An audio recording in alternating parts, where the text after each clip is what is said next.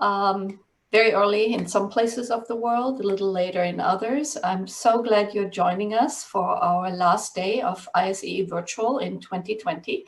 Hope you all had fun. You're not too exhausted yet. And this is our fourth and final keynote. And it's really not the least. It's actually a very important one because it also contains our Goldsmith Award speaker, Dr. Manolis Kogovinas. But before we get to that, we actually this morning have MARTINE VRIJHEID with us. She is now at IS Global, or has been for quite a long time. I know her from IARC and many other places in Europe. MARTINE is known for her childhood and environment research. She is a co-investigator or co-PI, better, of the INMA study cohort in Spain, but she is quite well known, and that's what we're going to hear about today, for the HELIX project that tries to describe the exposome in early childhood. And she will give us a great review of what they found and what they didn't find. And she is currently also involved with 30 birth cohorts all over Europe. And this is another very exciting data pooling analysis project that we all can't wait to find out what's happening and what's going to come out of it. So, but without further ado, I'll hand it over to MARTINE. Okay, thank you very much, Beate. I will start by sharing the screen. I hope you can see this. Yes? Not yet. Yeah, can you, have I shared this correctly? No, we can't see it. No, we didn't. Okay, sorry, I'll do this again. Now we see it. Now you see it. So now I can start. Okay. Good. So thanks again. Thank you all for joining. And hello from Barcelona. This is a Barcelona session.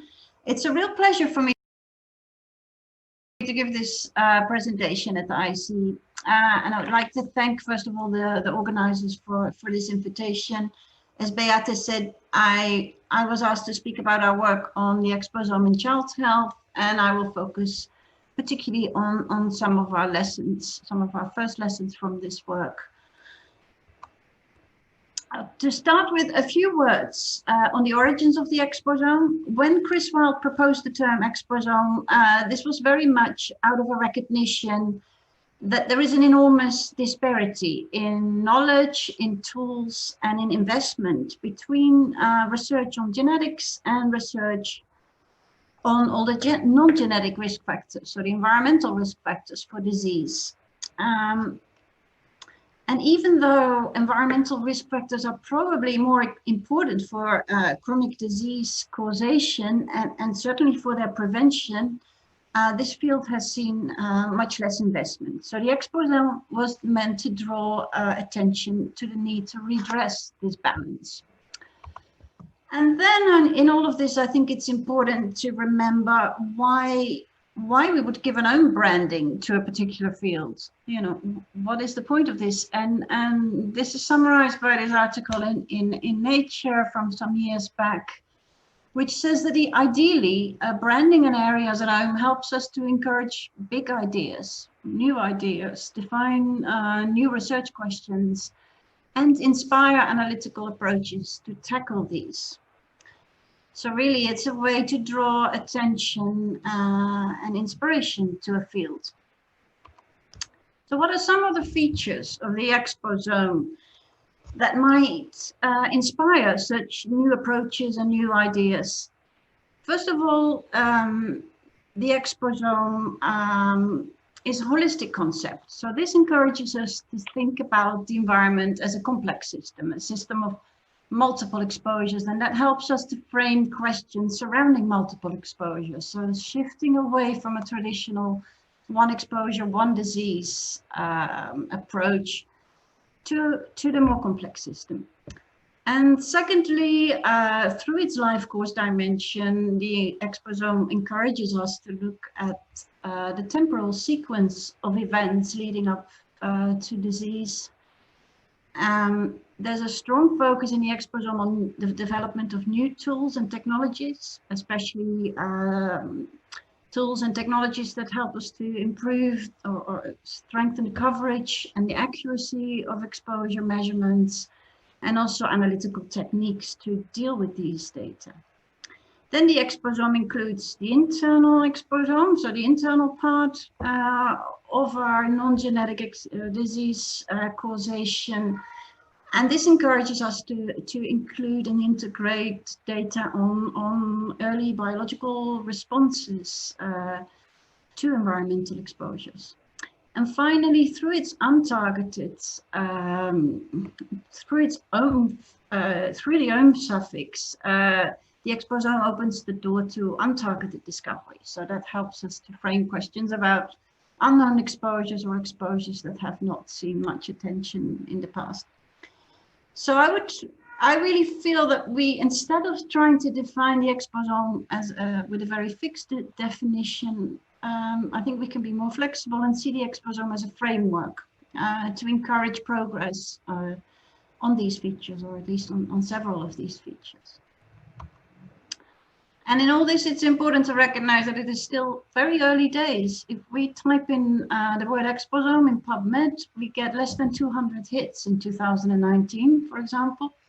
Whereas if we type in genome, we will get close to 90,000 hits. So that is just to put this a little bit in perspective.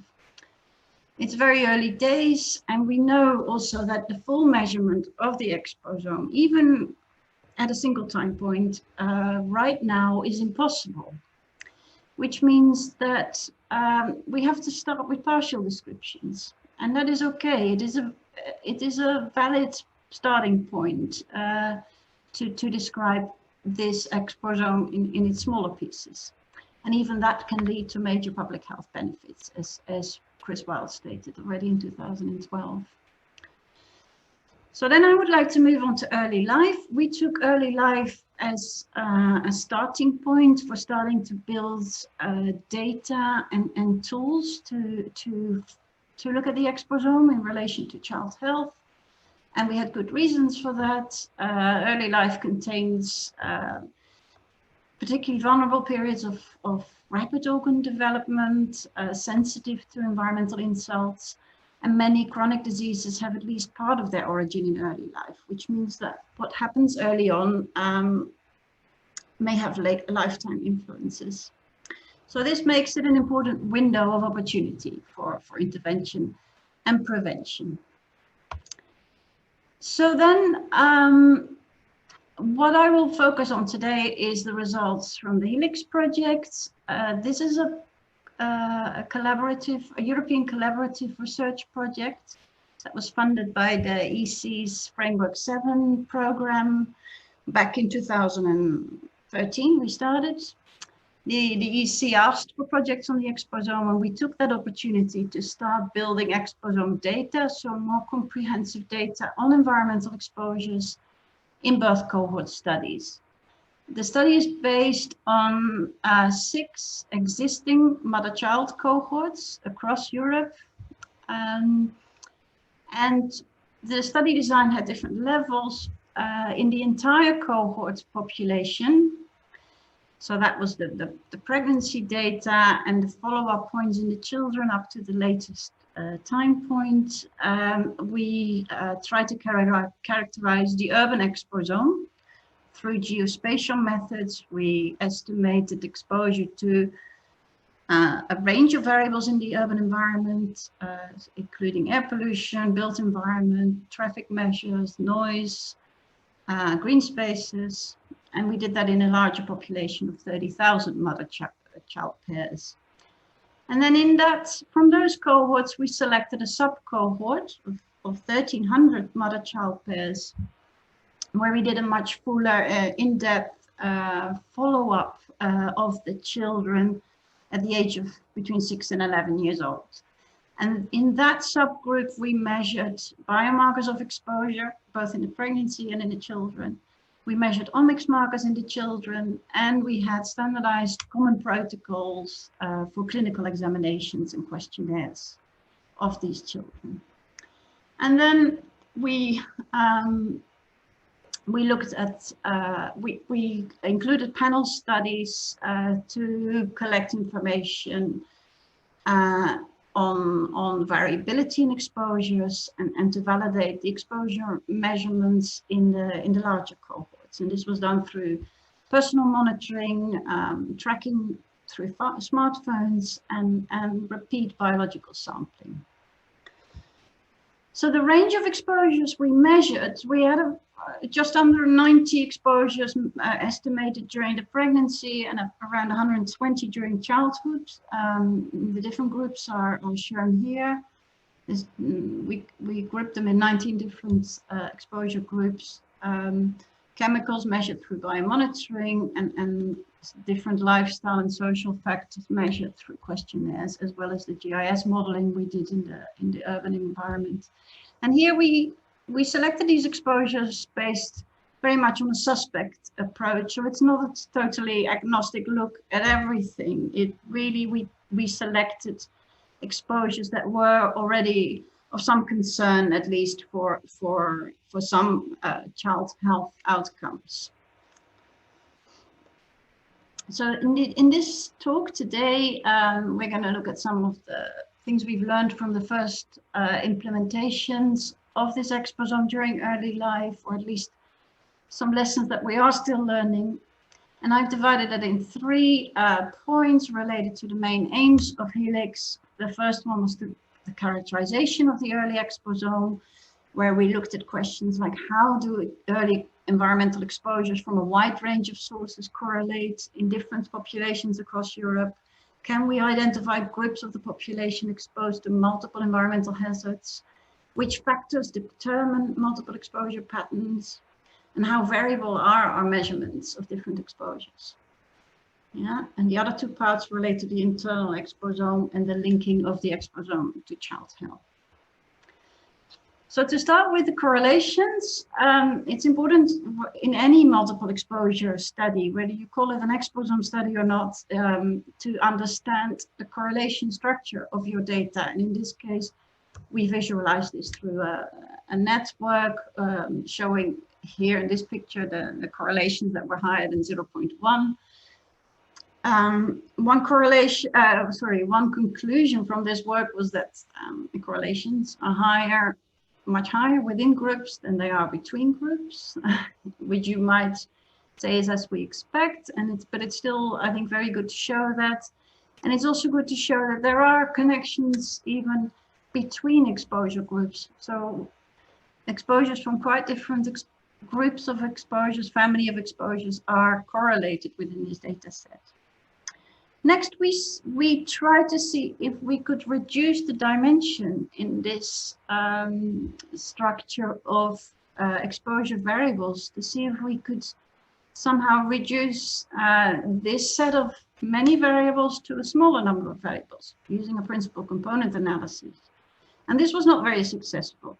We needed 10 principal components to explain 45% of the variance in the data, and 65 to explain 90%. So this didn't work, and we concluded that actually there was little redundancy in the exposure variables that we measured. Yeah, so it's not easy to summarize this data into a lesser number of variables. And all this has implications for confounding, for the statistical approaches we use afterwards to link this to child health, and for the interpretation of our exposome studies. Next, we were interested in, as I said, in the determinants of the exposome, or of the multiple exposure patterns that we measured. And here we looked at social inequalities in the exposures, and we concluded that indeed exposures vary by socioeconomic position, but not always in the direction that you may expect. So it's not always the case that higher exposures are found in lower socioeconomic classes. In the urban exposome, for example, we saw that there was quite a lot of variation between the cities in our study. In Oslo, pregnant women from lower socioeconomic classes lived in greener and less urban and less polluted areas, whereas in Bradford in the UK, it was the other way around. So this is really a picture that very much depends on the location. In the chemical exposome, we saw that many chemicals were actually showed higher concentrations in women and children from higher socioeconomic classes. Many of the persistent organic pollutants, arsenic, mercury, some of the phenols, some of the organophosphate pesticides, all showed higher concentrations in higher socioeconomic classes. The last characteristics is the variability in the exposome. Looking at variability, and here I mean the within person variability in exposures, is important, and we've known that for a very long time. High within subject variability can lead to high measurement errors, which of course has implications for the interpretation and for correction of measurement error. And in the exposome studies, this is a problem that is multiplied because we look at so many exposures at the same time, especially if we want to compare results for different exposures measured with different measurement errors, we will have a problem. So in HELIX, we did this through including data from the panel studies at the different levels. For urban exposures, we looked at personal monitors and smartphones. For the chemical exposures, we had measurements in repeat urine samples for the non-persistent chemicals. And then we also looked at the omics, the variability in omics measurements. And we concluded from all this that the exposome is highly variable in all its domains, and that it's very important to describe that before we start analyzing its relationship to health. So then moving to the integration of the internal exposome. So here the question is whether we can actually identify molecular omic signatures that are associated with these multiple exposures.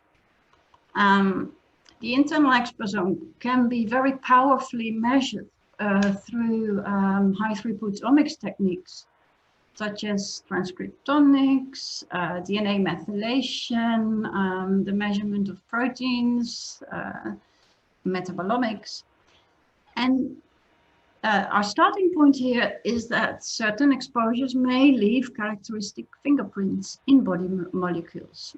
These may be markers of exposure or of exposure sources, or they might be early signs of the response to or the damage from environmental agents.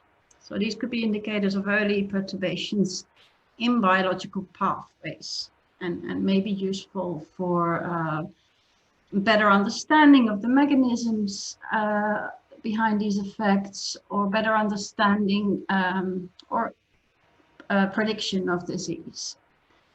Early life is an important time point for this type of work because exposures may have effect at the molecular level during these early life points that may actually remain clinically undetectable until adulthood. So this is a point where looking for early biological effects is particularly important. So in HELIX, we measured 6 different layers of omics. The first 3, we used untargeted omics platforms, DNA methylation, transcriptomics, and microRNAs, where we measured many markers through these platforms, whereas proteins and metabolites were measured with more targeted platforms, which were the ones that at the time in 2013 were the ones that were most available to give us quantifiable results. So the first part of this work we did focused on linking the many exposures that we measured during pregnancy and in childhood to the many omics markers that we measured through these different omics platforms. And this was done to provide a catalog of all the molecular signatures of this early life exposome. And our idea behind this is that we wanted to provide, or we want to provide, a resource that shows systematically, that catalogues all the associations in this data, which can then be very useful for future research as a lookup database. Now, this work has not yet been published, but I can show a few main conclusions. One is that prenatal exposures were associated mainly to the childhood methylome and much less so to the other omics layers, whereas for childhood exposures, we saw imprints across all the omics layers. And on the right-hand side here, we see a network visualization of all these associations. And here we can see clusters of exposures and omics signatures, some of them indicating more exposure sources, for example, diet or fish intake, and others indicating more the early biological responses, probably, of some of these contaminants, for example, for indoor air or for the phthalates. Now, all of this, of course, we have to recognize that a lot of this needs replication in larger studies and in prospective follow-up studies. Now, two further uses of this type of omics data. First of all, once we've built a database with multi-omics data and multiple exposures, we can start looking at the multi-layer omics signatures of specific exposures. So go into much more depth into the omics signatures of specific exposures. We started doing this with tobacco smoke. So this is a paper that's just been published. And in this one, we were able to draw more in-depth conclusions about the effects of maternal smoking and childhood secondhand smoke exposure. So for maternal smoking, we saw mainly changes in the methylome, which actually matches really well with other previous studies, and which means that the CPGs are actually good candidates to develop biomarkers of past exposure. For childhood secondhand smoke exposure, there's actually very little known in the literature, but we found certain metabolites and protein markers, which gave indications for potential early biological effects through our pathway analysis. That is an example, fibrinolysis. The second use of this type of omics data is to use it as a marker of early response to exposure in relation to a particular health outcome. So on the right-hand side, we have an example from a study by Leda Chatsi's team in the University of Southern California, who used our targeted serum metabolomics to understand better how PFAS exposure links to liver injury in the HELIX database. And they concluded that PFAS exposure was associated with alterations in key amino acids and lipid pathways characterizing liver injury. So these are some of the uses of the omics database. There's a lot of work still ongoing on this. But I will move on to giving you some examples of how we then went on to link the multiple exposures to child health. And here, our main question was to see which are the early life exposures or exposure patterns that were most strongly associated with child health outcomes.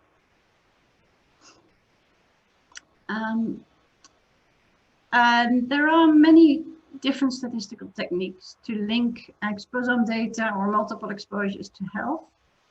I will not try to review each of these methods, but they can broadly be classified, categorized into three broad analytical methods. The first set provides risk estimates for individual exposures within a mixture, and that includes the NextWAS study where we run single exposure models and then correct for multiple testing. but also includes variable selection approaches. The second group of methods calculates risk estimates for combined exposure variables, and the third provides risk estimates for persons sharing similar exposomes. And there are good reviews on all these methods that I would like to refer you to. Now, when we started HELIX, we knew little about the performance of available methods. So we started with a simulation study that compared the sensitivity and the rate of false positive detection for the different statistical methods, that some of the ones I showed you in the previous slide. And this work was based on a realistic correlation matrix of exposures in one of the cohorts. And here, what we would like for these methods is for them to fall in the right-hand bottom, the bottom right-hand corner of this picture. So high sensitivity and a low false detection rate. What we actually found was that the ex-post methods, even after correction for for multiple testing, still had a very, very high false detection rate. Yeah, and this can be explained by the high correlations between exposures. Whereas some of the other methods, the variable selection methods in particular, had lower false detection probabilities.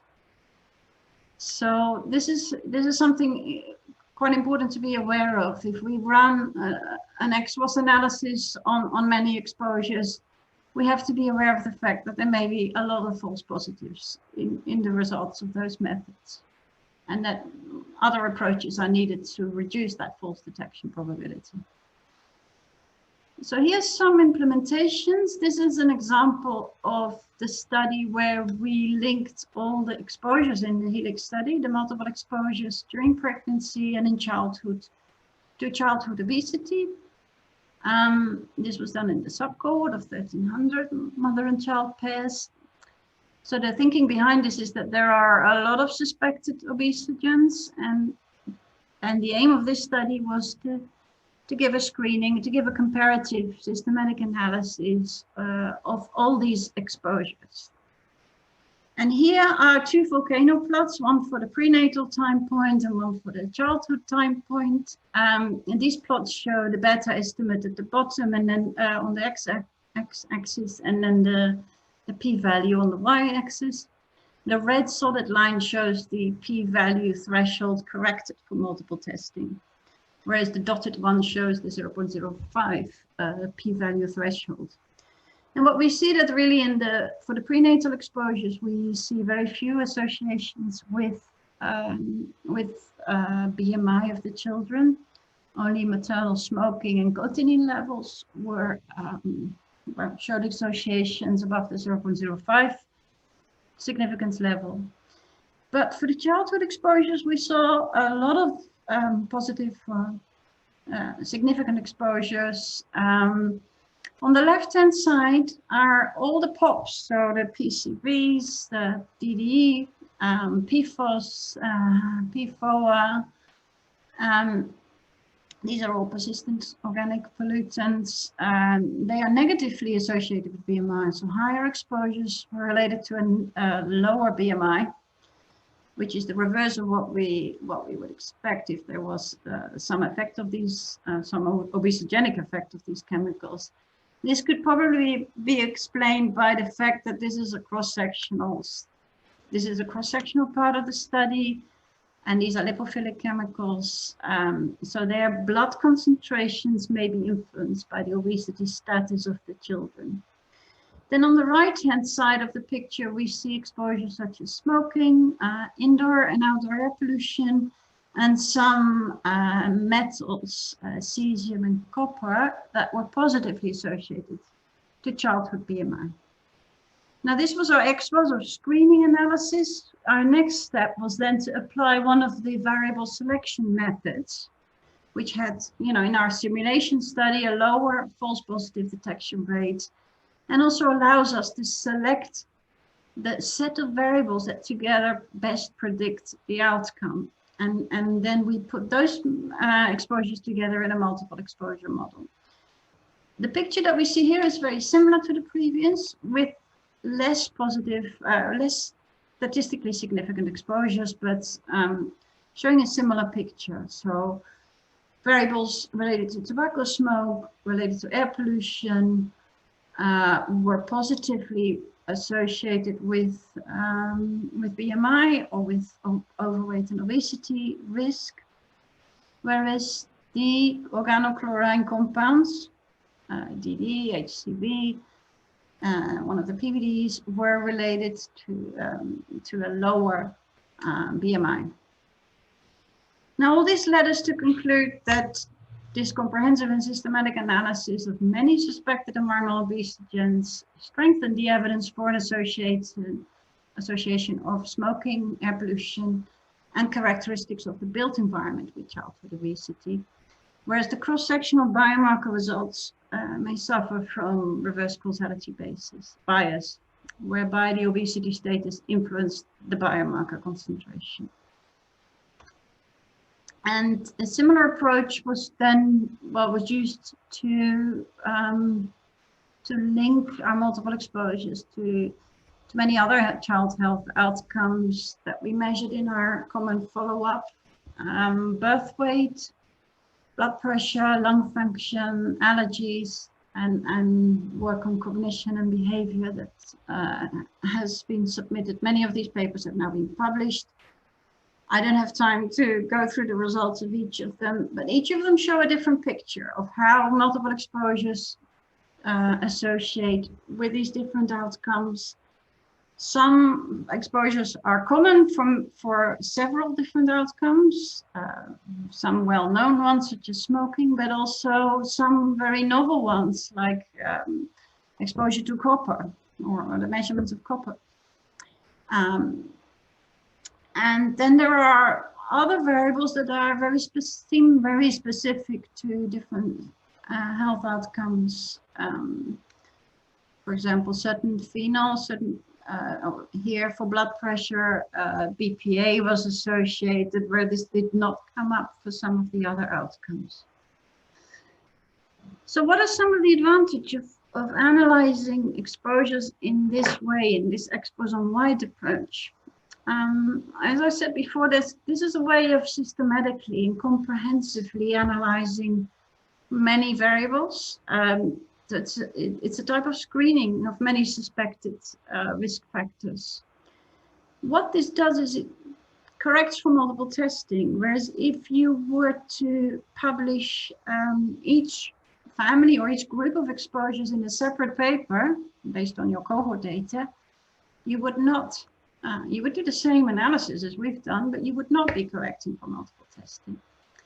In the same way, this approach avoids publication bias. So in these papers, we publish all associations, even the negative ones. They can all be found here, which can be useful for future meta-analyses. And it certainly means that negative results or non-significant results do not disappear into a drop. And this method corrects for confounding by co-exposures. As I said, it's a way to screen suspect exposures. And this is also a way maybe to detect novel risk factors. For example, in our set of exposures, we found some metals that had not previously been studied in relation to these health outcomes. For example, copper or cesium to be related to various health outcomes. Now, ultimately, and what we hope is that ultimately this type of approach will also be useful for priority setting. So to actually be able to conclude something about the most relevant exposures for a particular disease. It's a little bit early for that. And it's early for that because of some of the limitations related to this approach. The first limitation is to do with the differences in measurement error between the exposures. So if we want to use this data to set priorities or to rank exposures according to their importance, we have to be very aware of the differences in measure with the different measures, the different errors by which these exposures were measured. So we're actually comparing exposures that were measured with very different errors is problematic, especially because we know that some exposures that are badly measured would result in false negatives. The solutions to that are to improve the accuracy of exposure assessment. One solution is, for example, for the non-persistent chemicals, for which we know there is high variability, high within subject variability, is to pool biological samples, for example, many repeat samples, and to measure in a pooling of many repeats. The other solution is to develop error correction models, so to actually try and correct for errors in multiple exposures. In order to do that, you would need to have a quantification of these errors for many of the exposures, and that is still quite hard to achieve. I have an example here of a simulation study from our colleagues Remy Slama and Xavi Wasaganya, who actually tried to simulate what the performance is of some of the variable selection methods that can be used in exposome studies when we look at the within subject pooling of biological samples or regression calibration methods to correct for measurement error. And they found indeed that these methods can increase the performance for these highly variable exposures. And here we mean non-persistent pollutants like bisphenol A. So there are ways of improving this picture. The next problem, limitation here is that we know that we might have false positive findings in these studies due to the high correlations that we saw earlier. These would mainly occur within exposure groups, and solutions here are to improve analysis strategies, so to move from the XWAS methods to the variable selection methods, or even further to further methods. Another solution may be to integrate further a priori knowledge to try and integrate what we know already about the different exposures to try and filter out the false positives. And another solution is to replicate some of these early findings in other settings and in larger studies. As I said, reverse causality in this particular study was an issue for the childhood exposures because they were measured at the same time as the child health endpoints. The solution to that is to implement a prospective follow-up, and I'm happy to say that we are now planning to follow up the same children again 6-7 years after the earlier time point.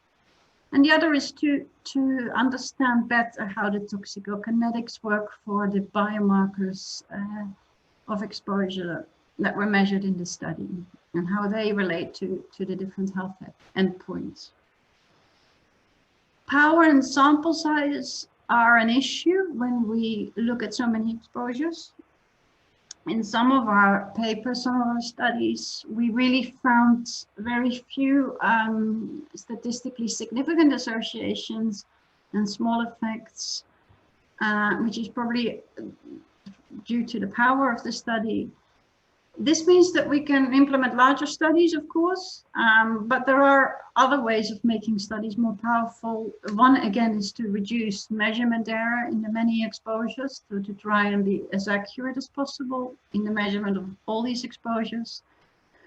And the last one is to try and reduce dimensions, so to try and reduce the number of comparisons that we make. And again, here it may be useful to base that on a priori knowledge. Martine, we are out of time. Right, I'm at the last slide. Yeah? Yeah, go ahead. Okay. So there's some issues that we have not tackled in these studies. We've not looked at interactions. These require larger studies, and again, the integration of a priori knowledge from toxicology or from mechanistic studies could be very useful here. We've not studied in these first papers combined exposures or mixtures. Now there are new statistical approaches, data-driven approaches that may be very useful to look at combining exposures, for example, the weight quantile sum regression or the Bayesian kernel machine regression. Or we can look again at toxicology or mechanistic studies to get a priori ideas on how to combine exposures. In these studies, we have not included further complexities in the data, such as the data hierarchy, the way that different exposures, the structure between them, or the repeat measurements in these exposures. So this we will follow up with mediation analyses and structural models, as well as targeted learning models. And in HELIX, we did not try to determine unknown exposures, but there's a lot of progress being made in the field of metabolomics through the high resolution mass spectrometry methods that are moving more and more towards the determination of exogenous molecules using the methods based from the metabolomics field. So there's large promises there as well. Then I have a summary slide, which I can go through really quickly. What we've shown is that it's possible to simultaneously, in the same study subject, characterize many components of the exposome in a relatively large population. And this allows us to study the determinants and drivers of these multiple exposure patterns, which is important for identifying high-risk populations and intervention targets.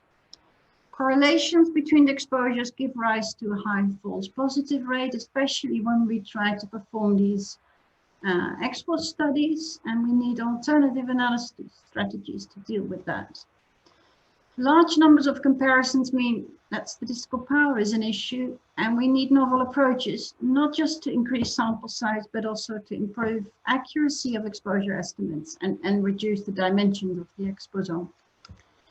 And it's possible, of course, to increase the number of exposures and measure more and more and more, but we would really caution in terms of saying that this should not be done at the cost of a decrease in the accuracy of estimation of each exposure, because we've seen that the measurement errors in different exposures are such an issue in interpretation of the studies. Neomics technologies are promising tools to shed light on the early preclinical perturbations of biological pathways. But early studies require replication in larger populations, prospective follow-up, and repeated time points of measurement. And our exposome results, and this is something that I haven't really touched on, but that certainly requires more attention, is the fact that these results are complex and they're not easy to translate into policy and intervention. And we need to work much more on the close interactions with communities, policymakers, and regulators to actually put some of this into a more practical framework. And my last slide just wants to say that we're really happy that the European Commission has put up a lot of new resources to fund further exposome work. They've just funded 9 new exposome projects, which are clustered together in the European Human Exposome Network. They've all just started in 2020. So you'll hear much more about all of these projects. And I'm happy also to say that one of these athletes is coordinated by ourselves and will work on progressing on many of the issues that I mentioned today. And very lastly, I have many people to acknowledge and to thank for all of this work. I cannot name them all, but thank you to the whole HELIX team of collaborators. And I would like to finish there. Thank you, Martine. Really inspiring. Can't wait to see your lookup for exposures.